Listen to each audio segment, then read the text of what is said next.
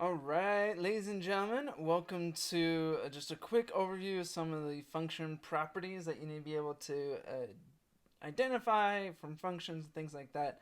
Just kind of give you an overview of a few things as you prepare for your test, which is tomorrow. Let's start with we're gonna skip kind of some of these easier ones and jump to a little bit kind of in the middle of the road kind of functions here. Let's start with 4, and then we'll do 5. For here, this is an exponential function. I know that based on the shape it is, but the function's actually here too. It has 3x power. But it's exponential. And you do have to remember a few things about exponentials.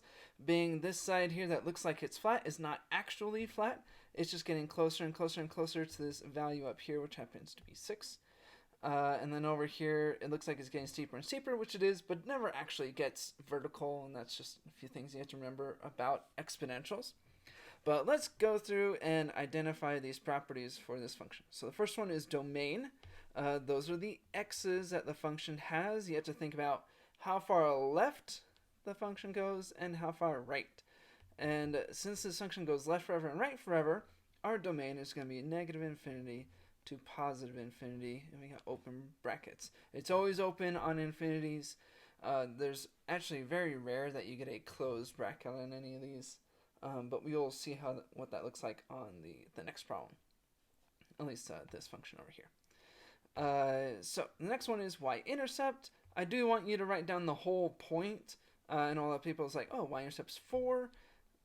Yes, it's 4, but put the whole point. It's the point 0, 4, so put the point.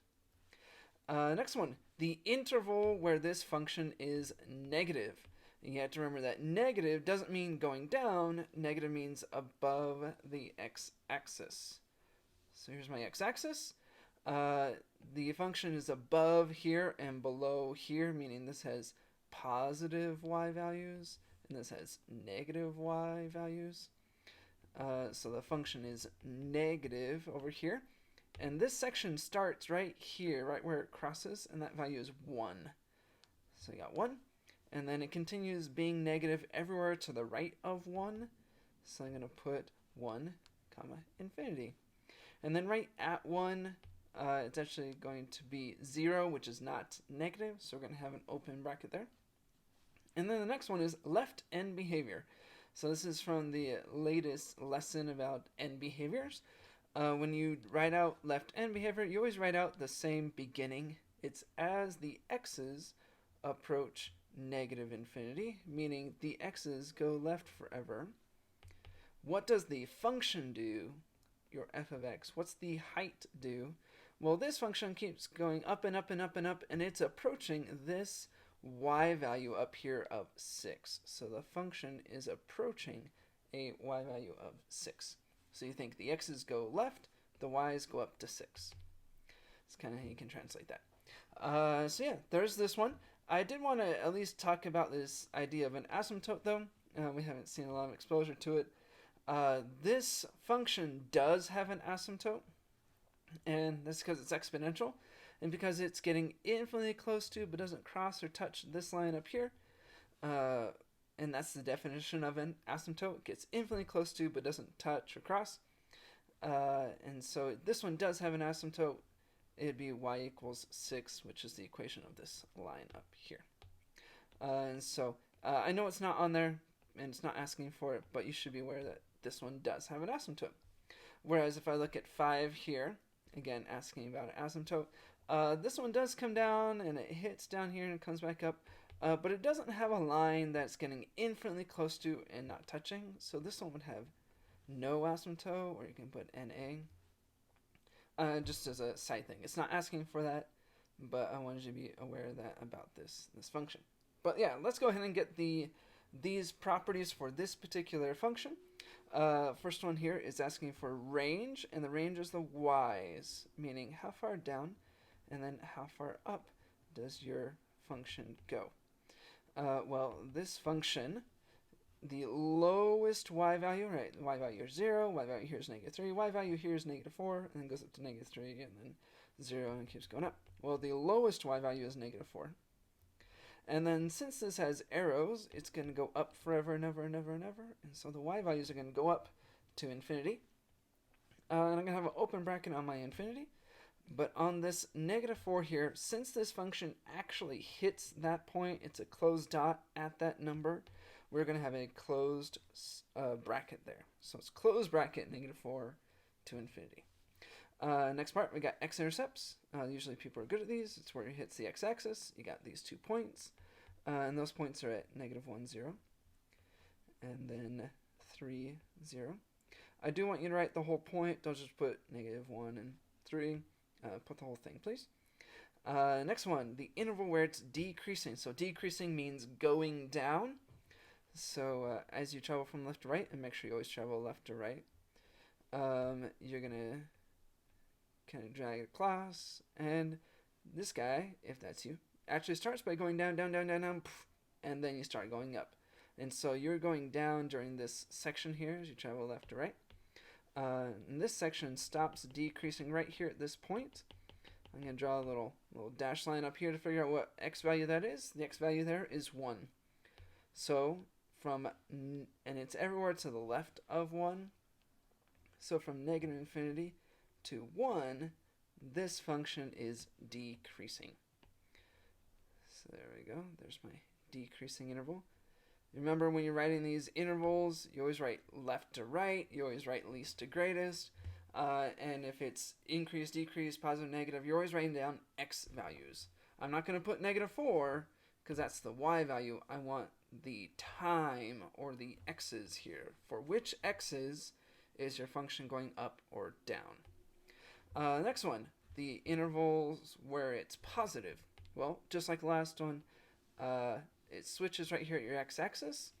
So the function is positive when it's above this and negative when it's below.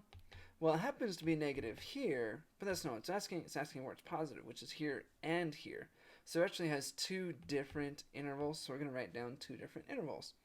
They switch right here at this point and this point. It's everywhere to the left of -1 and everywhere to the right of 3. So my interval is going to be -infinity to -1. Parenthesis. And then I got 3 to infinity. And these are all open because at the -1 and the 3, it's 0, which is not positive. And since I have 2 of them, I'm going to put a u in there, and voila, I have my intervals where it's positive. So there's a couple of examples to kind of jog your memory. Hopefully you're remembering these, you're getting these right, you know how to do these. This is all just a review. I do want to jump over to the back where it's got some adjustments to it. I'll kind of leave these last ones to you to kind of figure out, but don't forget that you should be able to read a graph and tell what's going on in the story, in the situation. This is the elevation of Stickman as he hunts and fights crime. So he's got different things going on during the story here. This one, it tells you a story. You have to draw the graph. So yeah, go ahead and try that out. But I do want to work on some of these because sometimes people skip these kind of problems at the end of your assignments. Don't skip them. You need to be able to do this. And so let's jump to a few of these so you can kind of see what's going on here. So let's look at 9. So what's going on is it gives you a set of properties, and you need to draw a function that has those properties. Well, what I like to do is just kind of put some notes on here and then draw my graph. So I'm going to start with the first one here. The range is -infinity to 5. So I'm going to put an arrow going down. It's going to go down forever. And then up here, it's going to hit 5. And so that kind of makes a note. I need my graph to hit up here and then come back down. Or maybe it starts up here and just goes down. Or maybe it starts up and goes down. Something like that. But it has to go up there. I've got X-Intercepts at 0, 0, and 4, 0. So I can put dots there. Those are actual points. So I can put those on there. My function has to go through those. It is decreasing on the interval from 2 to infinity. So this is all going to be decreasing. So make a little note there. And it's positive from 0 to 4. So I got another split here. Right here. From 0 to 4, this is all positive, positive. Which means over here is either negative or 0. So that kind of gives me a feel for like, okay, my function here has to be positive. It has to go down. Or it has to be negative on those sides. But it does have to come all the way up to here to 5. So I'm just going to make my function come up here. and it has to decrease from there on. And looks like there's my graph. Ta-da! Kind of figured it out. Put some notes on there, and it kind of formulates your function for you. You can put a dot there at the top. But yeah, let's try out one other one. Number 10 here. The range, negative infinity to positive infinity, so it just goes up and down forever, wherever that is, whether it's over here, or here, or here, or here. Not all of them, but it's going to go up and down on either side, or maybe it's in the middle. We have 3 intercepts, so let's go ahead and plot them. Negative 4, 0, negative 1, 0, and 3, 0. Awesome. And then left end behavior. As it goes left forever, it goes up forever. So I just go like this. Make a little arrow for myself, a little note. And then on my right end behavior, it says as it goes right forever, it goes down forever. So I'm going to make a note here. So really, this is not a lot of guidance. The left and right end behaviors let us know what happens at the ends. So we'll just kind of connect that up. It does have to hit here. And if you want, you can have it like bounce through these like that. But sometimes people like to just come down, go back up, back down. You can kind of do whatever you want as long as it hits those 3 points. It goes up on the left and down on the right. So yeah, that kind of gives you an idea of what's going on with the graphs. Make some notes, help yourself out, and hopefully it gives you a head start on those. Good luck on the review. Be ready for your test tomorrow. You should probably make a note card. Have a good one.